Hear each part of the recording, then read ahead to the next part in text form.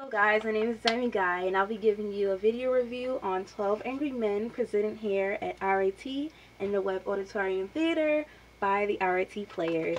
And I've actually seen this play on November 18th, and going in with no previous knowledge, it was pretty cool to see what the RIT Players had to present, and the play turned out to be pretty cool, which was great.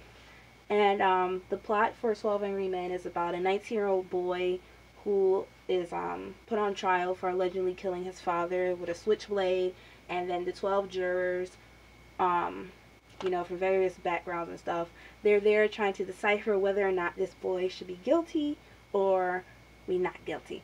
And initially the vote was 11-1 for guilty, and then the one juror who said that he wasn't guilty was able to persuade the other guys that he wasn't guilty because there was reasonable doubt, which shows that the boy should not be guilty. And some themes that I seen in the play were a tough childhood or a tough background, because the boy, he had like a juvenile record. Some of the jurors themselves, they grew up in like rough neighborhoods, and also I seen like broken families because the boy and his father, they didn't really get along. The night of the murder, they actually had an argument, and some of the jurors, they could also relate to broken families. And then also judgment, of course, because these guys are literally sitting here judging this boy based on a few weeks or either a week of trial, and they're here deciding the whole rest of his life. And also not being afraid to take a stand for what you believe in, and juror number 8 did a good job at doing that. So some of the main characters that I seen was juror number 8 and number 3. Juror number 8 was played by Matthew Rigby, and he did a really good job at holding down that character and really like proving his point and persuading the other guy. So I think Matthew did a good job, and his goal was to show the other guys why the 19-year-old boy shouldn't be guilty and why he shouldn't just go to jail and rot there. And then number 3, he was the antagonist of the play. Number 8 was the protagonist. Number 3 was the antagonist, because he just kept on opposing it and was just like, no, he should be guilty because of this. All the evidence is there. For some reason, he strongly wanted him to go to jail. I'm not sure if it's because of a personal MO, but he wanted him to go to jail for some reason. And the acting, in my opinion, was good. Everyone seemed like they memorized their lines. That was nice. They understood their character, and everybody, they had like a different personality, and I liked how they developed their characters. I feel like number 3 and number 8 developed their characters the most. I'm not sure it's because they had the most lines or whatever, or shared the most of their background, but they did. And also number 5. Number 5 was I believe female, born a female, and I liked how the casting wasn't fully all only males, even though the title is 12 Angry Men. One woman played as one of the jurors, and that was nice because, women power lit. So that was nice. And then juror number 11 was one of my other favorites because he was just like so funny. I think he was supposed to be like foreign, like from Germany or Russia or something, but he was funny, witty, quirky, and I liked it. The sound, there wasn't much sound there. They didn't use any mics. There wasn't any special sound effects or stuff. So they just projected, and I think they really did a good job, because like I sat in the front. Well, I didn't sit in the front or the back. I sat like in the middle of the audience, so I think they did a good job because of that.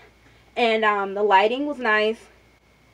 There wasn't any like special things. It was just like really subtle, really low key. It was just like lighting the center, not even the center, but like the main part of the stage where the semicircle table was going into set. There was a semicircle table made out of like 4 pieces, and around the table was 12 seats for each juror, and then on top of the table was like 12 note cards or something labeled 1, 2, 3 for each juror.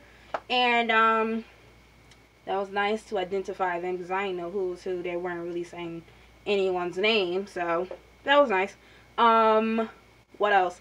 They also had a bench stage left that juror number 3, he kept sitting in. I think that was his bench. That was his favorite bench or seat or something.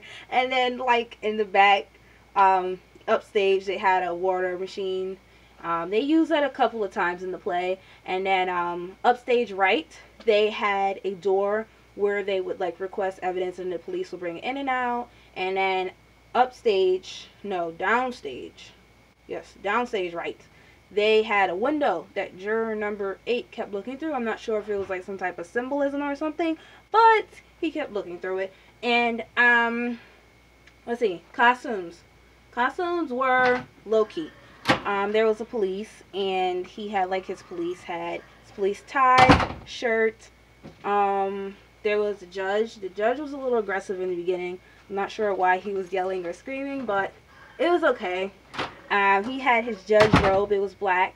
And then the 12 men, they had their, you know, their dress shirts, their tie, their pants, their nice little dress shoes. So, you know, they were all professional and stuff.